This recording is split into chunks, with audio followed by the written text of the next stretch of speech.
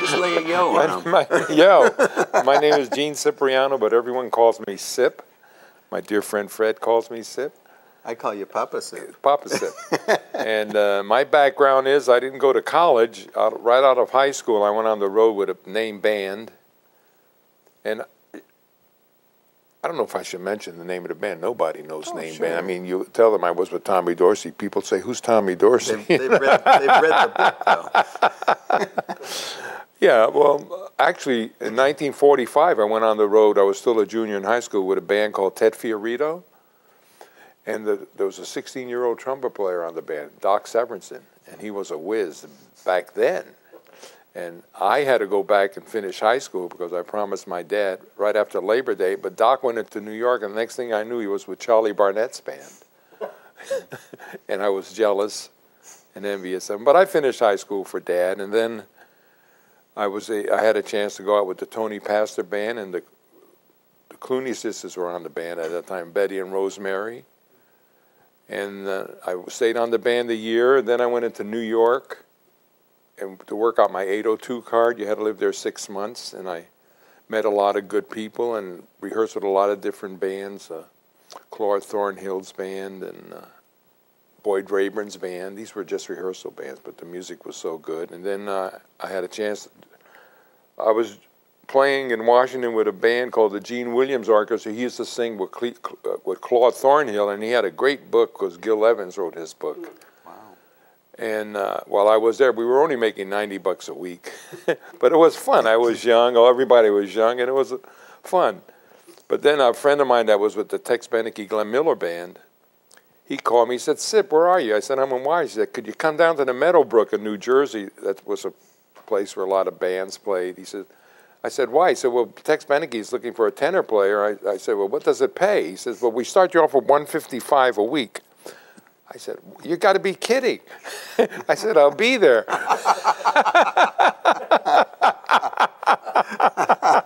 And I went down. It was a Sunday afternoon. We were off in Washington. And so I took a train, and he met me. And I got there to Meadowbrook, and they auditioned me on a broadcast from the Meadowbrook. And Tex liked me and offered me the job. And the next minute, I was the Tex Beneke Band. Glenn Miller Orchestra, and it was a great band because at the time he still had strings on the band, and he had a French horn, John Grass. Did you know John Grass? Yeah. He was on staff at Universal. Yep. And Jack Sperling was on the band, and Paul Tanner, and my roommate Dick Nash.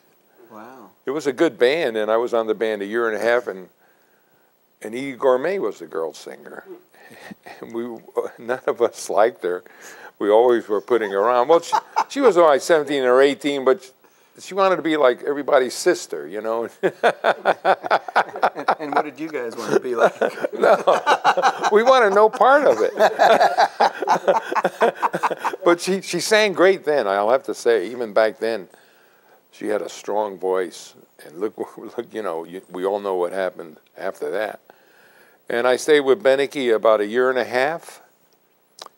And I got called up for one of the wars. I don't know if it was the Korean War, but I think it was a Civil War. Not World War I. Anyway, I was rejected because I had flat feet. So they marked me for if I was lucky, because now they take you into service with flat feet, and I was lucky. But I left the band anyway and went home for a couple of months. And then I went, and while I was home, I got a call from this friend of mine, Tino Barzi, who was managing Tommy Dorsey's band. And he said, "Cip, you want to go on the road with Tommy Dorsey's band?"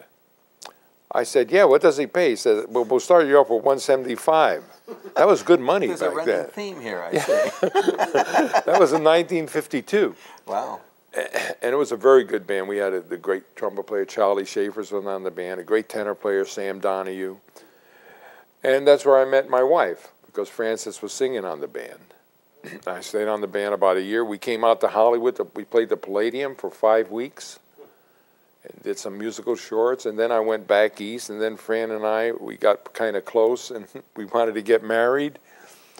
And so we both gave our notice because we both wanted to come out here to live to California. And we got married in my hometown of New Haven, Connecticut in February and came out. And my first week out here, Sam Donahue had left the band, and he was already out. He was working with Jerry Fielding. Jerry had a dance band, and he was playing club dates at Ciro's. Great band. And Sam got out here on a Tuesday, and he had club dates for me Friday, Saturday, and Sunday, which was unheard of, man, you know? Wow. And so I had to sweat out my card.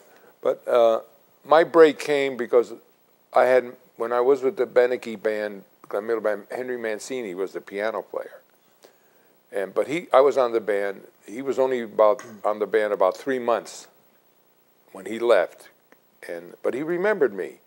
And when he came out here, and when I came out here, he called me, he said, Sip. I said, Henry, how are you? He said, listen, I'm going to be doing a pilot in about 3 months. Do you play flute? And I had studied flute for about 6 months, but I sold it to get an oboe, not thinking someday I'll be playing both horns. So I thought, I wasn't going to turn it down. I said, yeah, I play the flute. In 3 months' time, I could rent the flute and get my chops back. I said, yeah, Henry. He says, okay, I'll be calling you. He said, we'll be doing the Peter Gunn show. And sure enough, man, he called me, and there were 3 reeds. 2 of my heroes, Ronnie Lang and Ted Nash and myself. Great band, Pete Condoli, Dick Nash, and I think Shelley Mann, Red Mitchell, Larry Bunker, and Victor Feldman. Was John Williams, wasn't he? John Williams was the first, right. Yeah. And then when he left, Jimmy Rolls came on. Oh, yeah. But we called him Johnny back then. Yeah. But he was a great guy. Great piano. We had a lot of fun with him. And of course, you all know what happened to John. And that actually, Henry was my start because, he got so big. Then we did the Mr. Lucky show. Mm-hmm. And he did a lot of movies. And then everybody wanted doublers. And the straight players were out. And they were struggling, man, for a while because there weren't that many movies when TV came in. It was mostly TV. And some of the straight oboe players, they would call me Sip. I want to study the clarinet. They thought, I said, go ahead, man. They thought they could get some work because they were starving. They were hurting because it was all doublers. And then everybody wanted the Mancini sound. So, a leader would say, I have a show. He said, get me this Mancini sax section. And that's what happened. That's the way that went down. And so you know what happened to Henry. And it was just a wonderful ride. And now I'm working for Bron Jones. And I love it. Well, I always listen to your recordings.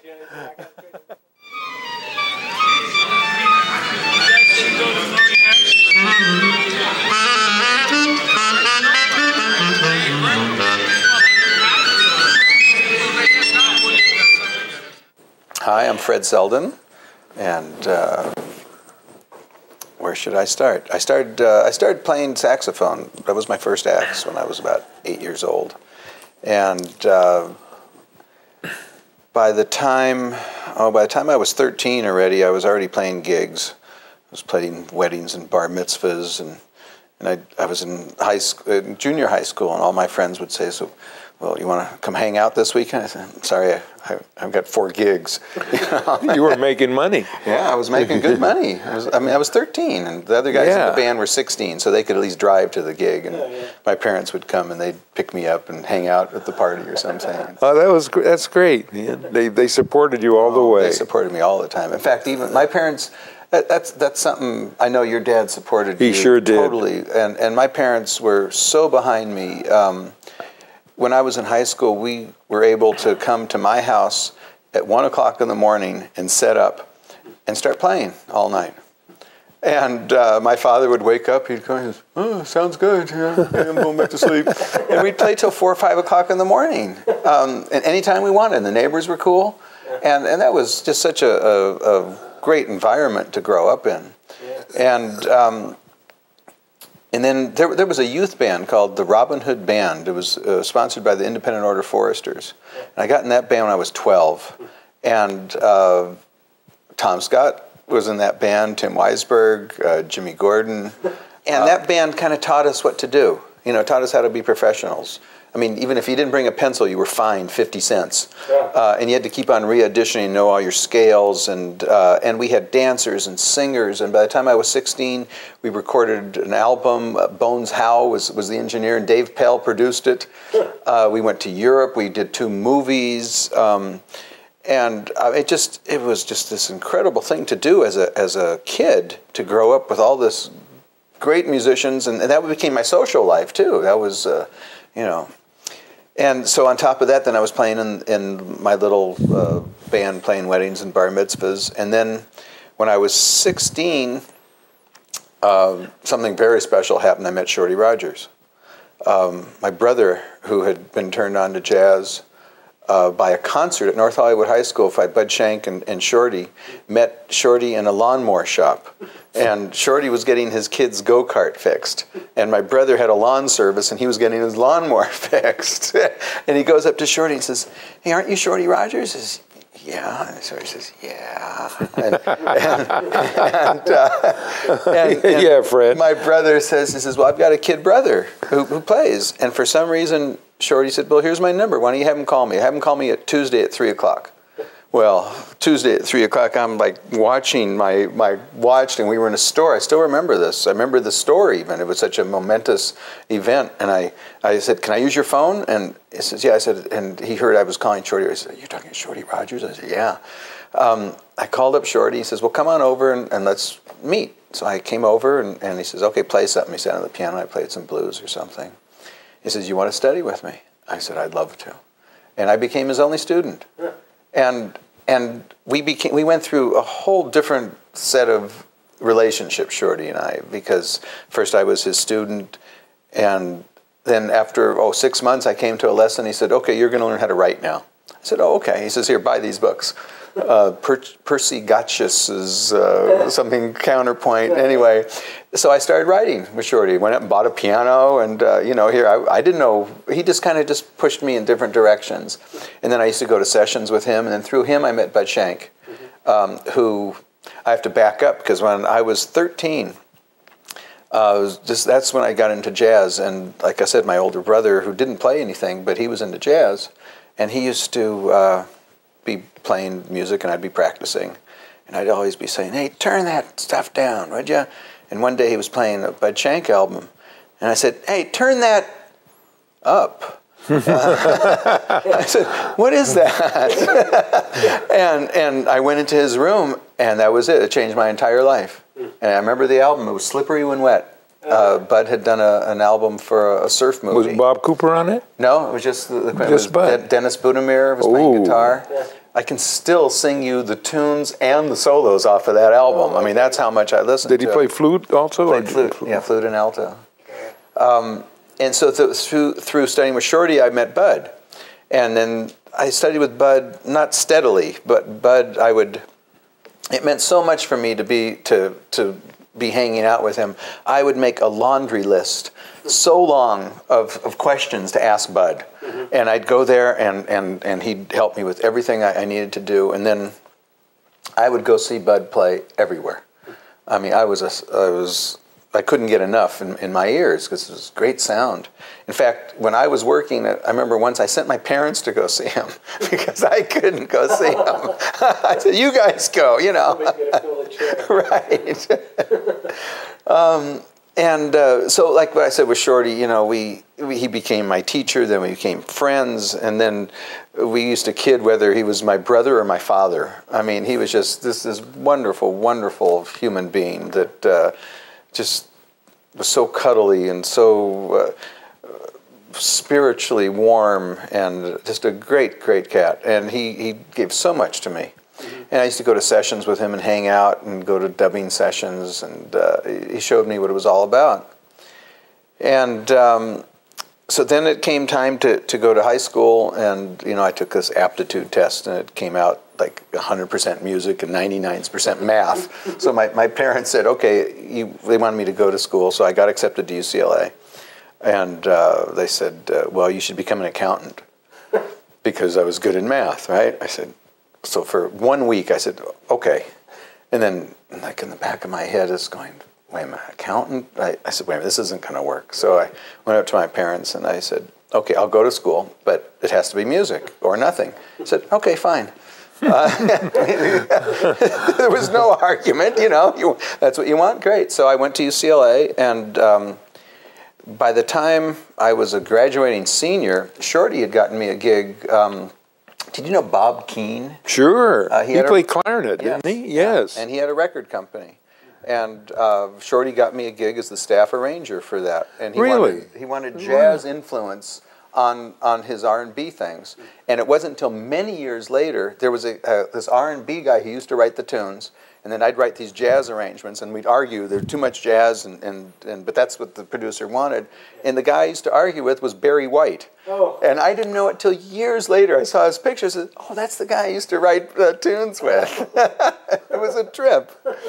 And so by the time I was a graduating senior at UCLA, I was working with the company, and I got my midterms, and I was just about flunking out because school just like went right out the door. I mean, priorities. This was it. So I had to tell the producer of the movie, the company. I said, "Look, give me a couple months to take a leave and pull my grades up." And so I graduated, and then right after I graduated, I joined the Don Ellis Band. Now that was school. That's when school started, right? I finally got to my mid-20s. I was a good musician. I was playing all the doubles pretty much by then, and then I got to join Don's band, and that was like, this world opened up, and I always remember my first rehearsal. I got called to play in the rehearsal band. He had a B band, and I show up, and there were only two saxophones that day, me and John Mitchell was playing Barry. And I had never played in the odd times before. And Don was always in 7s, 5s, 9s, later in 33-16. And so we started playing. I was a very good reader, and I was a good sight reader. From just years and years of woodshedding and just knowing that where I wanted to go. I knew I wanted to get in the studios for quite a long time, and I knew what it would take to do that. So for some reason, I was just able to read this stuff, and I had no help. It was me and a Barry. So Don asked me to join the B band, and then shortly after asked me to join the big band. And we were just about to do an album. And I said, you mind if I write something? He says, no, go ahead. So I wrote my first chart for the band. It was called Love for Rent. It was, I copied it on pencil, passed it out, and we recorded it. I'd been in the band like 6 months, and I had my first tune on an album. And that led to just this whole creative aspect of my life that I could write anything I wanted, and the band would play it, and Don would play it. In the middle of the Love for Rent, it's like this rock thing, and there's 4 bars of all the woodwind switches to bass clarinet, flute, oboe, and clarinet, and there's 4 bars of Stravinsky in the middle of this heavy rock tune, and you could do anything. So the band was this incredible group of people that we were all friends. We hung out so hard on the bus that energy would just kind of permeate onto the stage, and we'd walk out on the stage without playing anything, and the audience would like go, wow, what's about to happen, just from the feel of us being so close and having so much fun. Oh, boy, did we have fun. Playing the hardest music I've ever played in my life, and traveling around the country. And this was like the late 60s, 70s. What better time in life to do all that, And then one of the tunes I wrote for the band, I got a Grammy nomination for Best Instrumental Arrangement. That was The Magic Bus Ate My Donut, which was in 13, with a line that I actually woke up with that tune in my head, and I very quietly kept on repeating it to myself. I didn't want to jar myself awake. So I just kept on repeating it over and over in my head and memorizing it, literally. And then once I was fully awake, I ran to the piano and started scribbling it down, because I knew if I jumped out of bed, it would be gone. So I played with Don till like 69 through the mid-70s. and started to get a few calls studio-wise because people would see me on the back of a Don Ellis album. And then it's funny, Sip, that you mentioned the Mancini, because then I got the biggest call I got from Henry Mancini was for the Mancini generation, the one that you turned down, thank you. That's something else I have to be grateful to you for.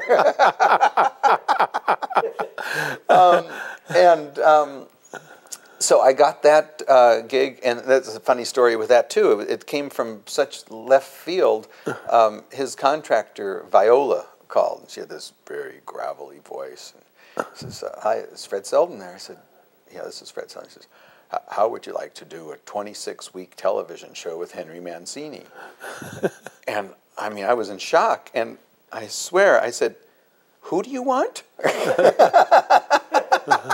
She says, "Is this Fred Selden?" I said, "Yes." She says, "I want you." I said, "I'm available."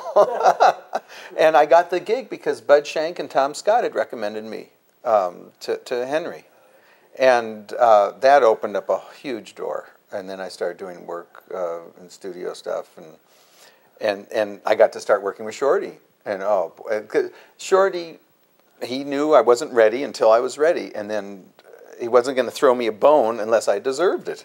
And once I finally had my chops up, then he was able to start, I was starting working with him. And I'd go to a gig with Bud and Shorty, and I mean, to me, I was, going to heaven, What else was there? And just shortly before that, I met Sip on a session at Disney. And all we did was laugh. Yeah, immediately we started laughing together. Yes, and we've been laughing for, what, 35 We've been years, laughing right? a long time, I'll tell you. And in fact, Sip and I were doing a show.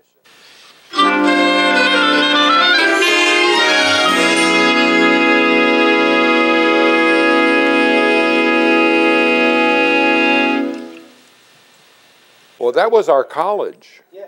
As Fred said, that was our school, going on the road with bands. You learned there that they didn't teach in the college. Well, just how to play with different players. You learn about your instrument. You learn about pitch. You're playing every night.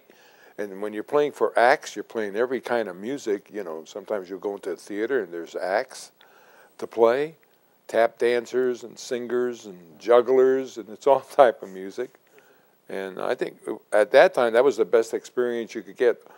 Back then, all the studio players that were doing studio work, that were on staff at NBC, CBS, either New York or, they all came off the road with different bands. And, the band there in the 40s, Benny Goodman, Artie Shaw, Harry James, Tommy Dorsey, I mean, that was our school. Yeah. And that was a great credit if you played with those bands. And, Gene Krupa's band. I don't know, a lot of the kids go to music, they go to college now, and the music schools have such good programs. Yeah. And rehearsal bands and clinic bands, and plus they have all these great records, where you -1 and you learn to play your changes. So that's the school for them now. The only thing you miss is playing in the unit, with a big band. There's a lot to be said for that unit too, because one of the things, someone can be a great player, but there's that communication between the guys. And it's the hang, too. It's the hang in between the tunes. It's being comfortable around the guy you're playing with. That's right, especially if you all get along and you all want to groove and you're enjoying the music, man, and you're in there. The thing is, when you're with a traveling band, you're working 7 nights a week. Yeah. Boy, the bonds are strong. The bonds are strong, and you get to really know your instrument. Yeah.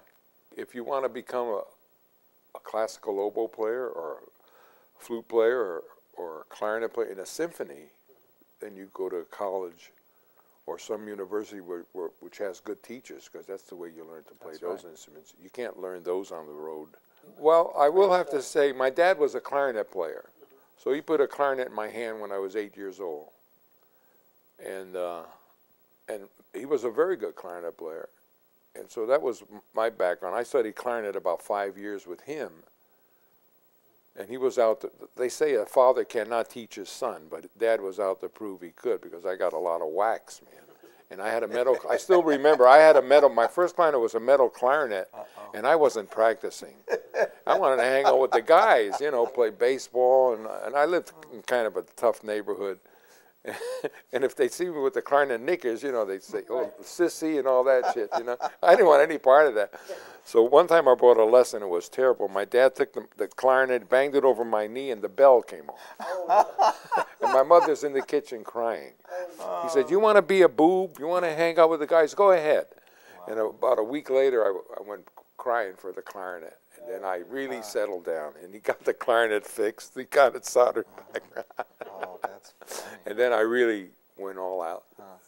Because then Dad played sax, and there was a tenor in the house. And when I was about 13, I was playing with different orchestras, different dance bands.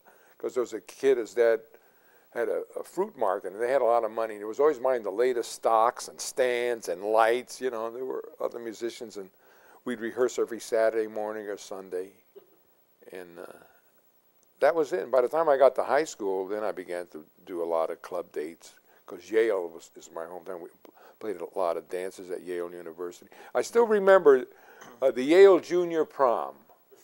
They hired Boyd Rayburn's band, 1946, I think. The senior prom, they'd hire all the big name bands, Harry James or Tommy Dorsey. This was at Yale. But the junior prom, they hired, like, there were B bands around, like Bob Strong and Bob Chester and Boyd Rayburn's band. And they'd have a local band, and right next door, the same setting, next to our bandstand would be this bandstand. In 1946, they hired Boyd Rayburn's band, and we're playing stocks, and then Boyd's band comes on, and Dizzy Gillespie was on his band. Wow. And oh my God, the first time we heard Dizzy play, they played Night in Tunisia, you know, ba-do-ba-do-do-ba-do-da. And Dizzy played, and our mouths were open like that. Wow. It was ridiculous, man. And then we had to play The Lady is a Tramp at stock arrangement, you know? But after hearing Dizzy Gillespie play, I said, "Oh my goodness, man, what is that?" That was 1946. Wow. It was amazing. There's no feeling better than that, because you know within yourself when it's sounding good. Yeah. And everything is going. The rhythm is good, the brass are biting, and we're in tune, and the time is good, we're right. There's no better feeling than that. That's right. Well, I still remember when I was 13, as I say, rehearsed with neighborhood bands. The pitch wasn't good, but you learn. Yeah. And if you got any type of ears, you know, you learn. If you're out of tune or whoever's out of tune. Also, the better musicians kind of gravitate towards each other. That's right. And it's so important. You know, we were talking about how we grew up playing with all these other bands. I mean, when I was at UCLA, there was no big band situation. In fact, I helped start the very first big band, and we had to make sure we picked up all the cigarette butts off the floor because we weren't allowed to rehearse in the room, and we were denied a noon concert because they didn't want to offend the old ladies in Westwood. But I used to run 3 days a week across town to LACC with Bob O'Donnell. Yeah, sure. Because he had a big band. And so when, like Sip was saying, we lived and breathed it. That's what mattered in our life. And we had the love for it, that the focus, that whatever we were doing, that was the center of our life. We were playing constantly. We were having, like I said, sessions at my house at 1 o'clock in the morning. We were always calling sessions just to play. And the best people would gather for those things. Yeah, I remember when I first came to town and was working out my 47 card, there were a lot of rehearsal bands at the Union. That's right. And they were all great, all these great players, man. You go there, and I would meet Bob Cooper, and the beautiful saxophone player, or Herbie Stewart, who was one of the original four brothers with Woody Herman's band, you know. And the players were great trumpet players who later on went into the studios. And the musicianship was so high, and the charts were good. And it was really wonderful. That was our school. Yeah, and it was a way to get gigs, because you'd go to rehearsal band, and you'd meet someone, and they'd get a gig, and they would call you for a gig. Yeah. And in the same vein, to this day, nobody turns down work, even if you know, because you don't know what it's going to lead to. Right. Besides it being fun. I mean, how bad is it when you got your horn in your mouth? No matter how bad the music is, you're still playing your instrument. Let's face it, you know. But every gig, you don't know what it's going to lead to the next. And there's that sense of inner pride that causes us to play the best we can possibly play. And other musicians know that, the good ones, and they say, oh yeah, that guy's that's a player. And he's not a player. And when you're saying that the band doesn't sound good, because there's the guys that don't care enough. I will say now, it's a shame now because there's more musicians in town and they're great players and less work. Yes. That's the hard thing. Yeah.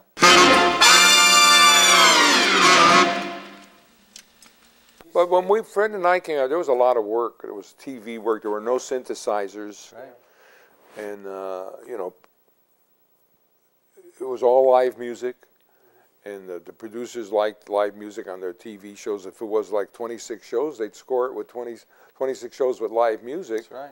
You know, and how many shows we have now? You know, we have American Dad, Yeah. Family Guy, The Simpsons. Now and then they use live music on, they were using a little live on Alias, I think, and Lost. And West Wing at one time was using a little bit. But all these reality shows, there's no music. That's right. I mean, Sip and I just finished an 18-year run of Star Trek.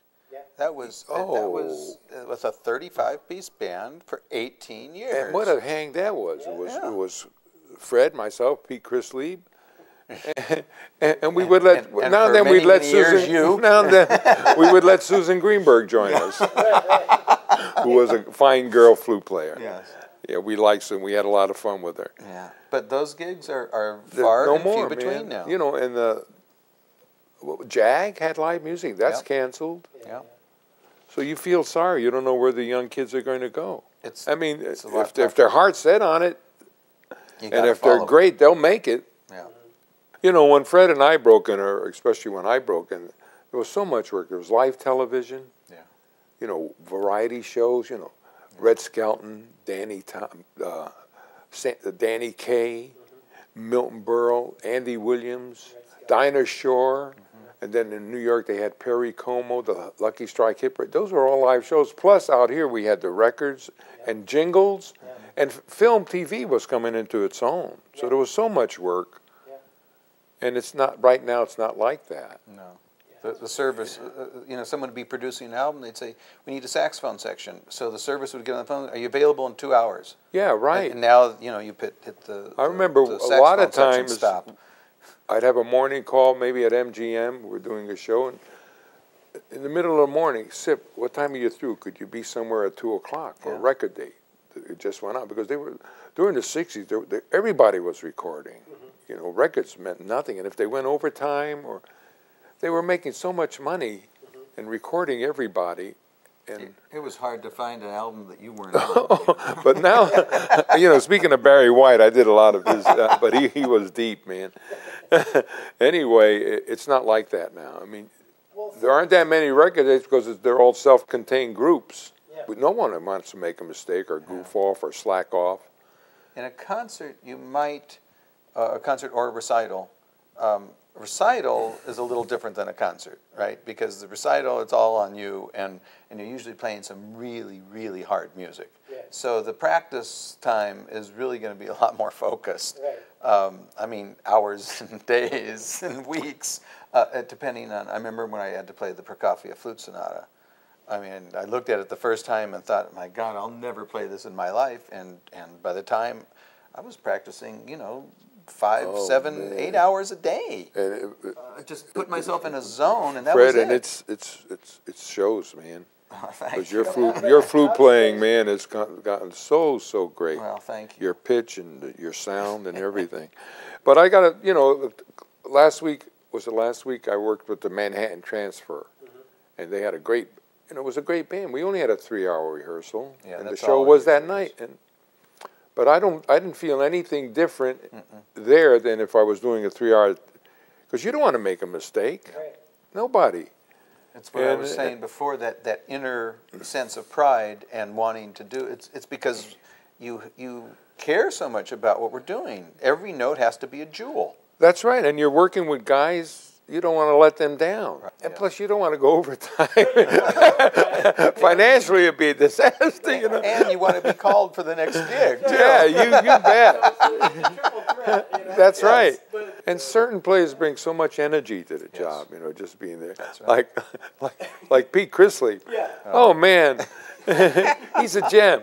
You know, he's always putting the clarinet down and this. And then when it's time to play, his ears are so good. Oh, His yeah. pitch is right on all the time. Yeah. He says, the flute, I haven't touched it, man. Picks it up. Yeah. Gets a decent sound, and the intonation. That's the main thing with the woodwind, is intonation, man. His pitch. Yeah, that's And one. Yeah. One of the things I absolutely love playing with Sip, and we've been doing this for so long. We both hear the pitch exactly at the same place, and we're always laughing. Yeah, about we're it. laughing. You know, we pick the horn that we're both warming up, and we both, you know, we're both sitting next to each other, we're just warming up, kind of, and then every so often we'll tune in and we'll look at each other and laugh. You and know? we'll say, don't move it. And a lot of times, a lot of your cues, Fred and I will end on a unison note, and we're fading, and we just look at each other and go, yo. Right, Fred? That's it. Yo. That's it. And everybody likes each other, man. And we're always laughing, Yeah. you know, and We have a a lot of fun.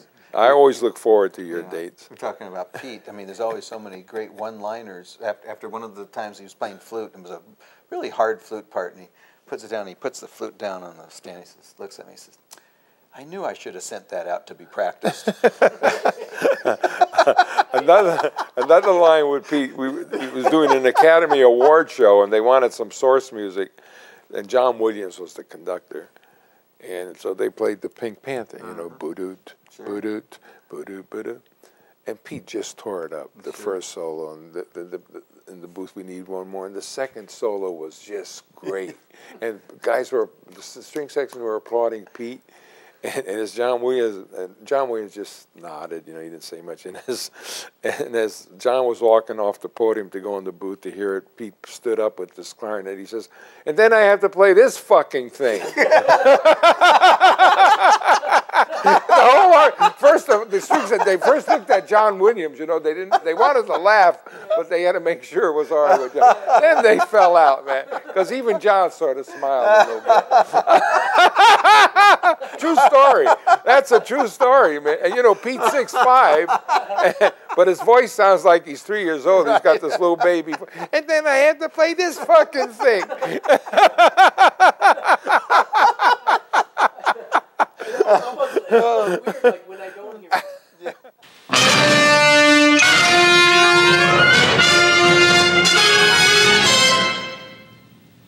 Well, laughter helps. Don't get too serious on yourself. Don't get down on yourself. Because the main thing is waking up in the morning. When you wake up, you're way ahead. Right, Fred? That's it. And but if you love what you're doing and you're good at it, then go ahead with it. That's my advice, and be the best you can at it. And you know, you'll get a job either in a symphony, if you want that, and you come out here and sweat it out, and you know, and if you're good enough, people will notice it, and if there's still work going around, you should get some calls. But who knows what it's going to be like. You touched on a real important thing, is Very the good. versatility. Yeah. The versatility, and that's what you find the most in Los Angeles. You know, people go outside of Los Angeles to record, but you find the most versatility in this town that, as you know, you can throw anything at us and we're going to play it. Yeah. From classical to rock to bubblegum to jingles to anything. And so when you're practicing, you have to open yourself up to all styles of music. Jazz musicians are notoriously narrow-minded, and I'm as guilty as anybody else. But throughout the years, I just keep on opening and opening up the door of my ears to listen to everything and to practice all kinds of music. But if you're serious about it, like Sip said, you got to follow your heart. Yes. But there is less and less work. You also have to be realistic.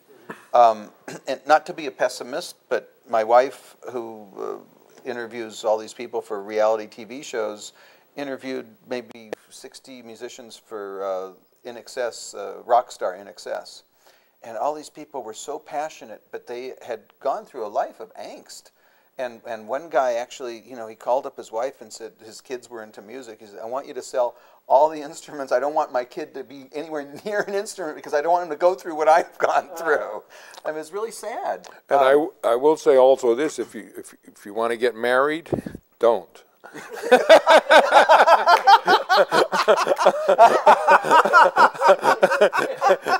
Really, until you've made it. That's true. Really, man, unless you get a lady that's Yeah. 100% behind you and is Yes. willing to work and, you know, and waiting for you to get going and start it, then that's okay. But she has to be 100% behind you. But if you don't have that, don't get married. Because you're married to your music and your instruments. True. Really. That's true. I mean that. I was lucky because I married a girl singer and she was behind me all the way. And we were married 50 years. So now music's more of a lover on the side. I mean, you see so many great musicians and they're struggling and then their wives are after them. That's and, right. you know, we need money for this, we need money for that. And that's just another interfering, Yeah. you know, with your growth. And It's easier to be a single starving musician. yes, that you hit it on the head, really. It really is. And then, yeah. and then you do have to, because there are compromises you have to make. When you get married and you have kids, you have to do stuff to support them. And you can't afford to be a starving musician. You have to do something else. No, when you have a family, your children come first, really. You can't be selfish. Because I know I know so many musicians that got married and had children right away and they weren't making it, and then you wind up getting a divorce, you're paying alimony, man, and it's not right. Yeah. It's not right. It's so much easier when you're single. So pay your dues when you're single. Yes, right. that's it. Pay your dues. Pay your dues. Because there's that fine line also between your human relationship and your relationship to your music. Yeah. And it has to be in balance. And when you're young and single, it doesn't have to be as much. If you know, you might be lonely and you might not have a girlfriend, but you're able to focus in. Yeah, but your instruments are your girlfriend. That's right. And also, you know, we paid our dues. We went on the road with bands. That's paying dues. Oh, yeah. But the kids today, you know, you may have that. There's a lot of music in the schools now. There wasn't that music when we were in schools. There's so many you had good to look outside of school. Now you can look inside school, but you've got to make something out of it coming from here, because just to go through the motions, don't bother. You're wasting your time. Unless that passion is burning so strong in you that that's all that matters in your life, do something else. Because it really takes that kind of a passion to succeed in this. And then, like Sip said, you'll find something. You know, even if maybe they'll bring bands back in the circus, who knows? But there'll be some kind of gig somewhere. And then you were mentioning, you know, you also want to teach too. There's a whole world open up there to teach kids. Unfortunately, a lot of teachers went from college to being a teacher, and they never went into the outside world. They didn't pay their dues. No, they didn't, and they're teaching out of the book. Yeah. And actually, that's a pet peeve in college in general, that the people don't go out and live before they teach. Right. But the passion and the dedication has to be so strong. Yeah, you have to live it. Yep. To really know. You have That's to go for like you have to miss a few meals.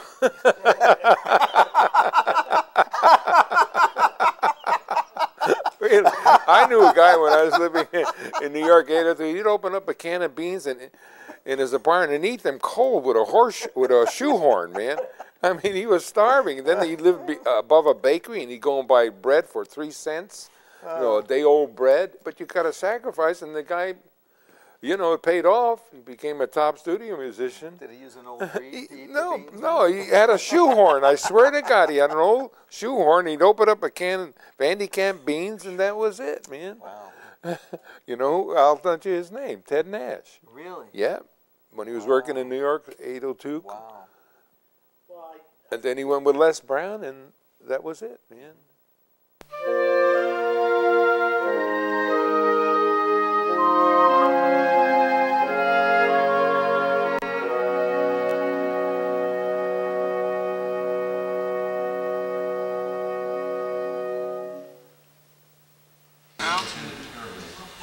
You want my visitor pass back?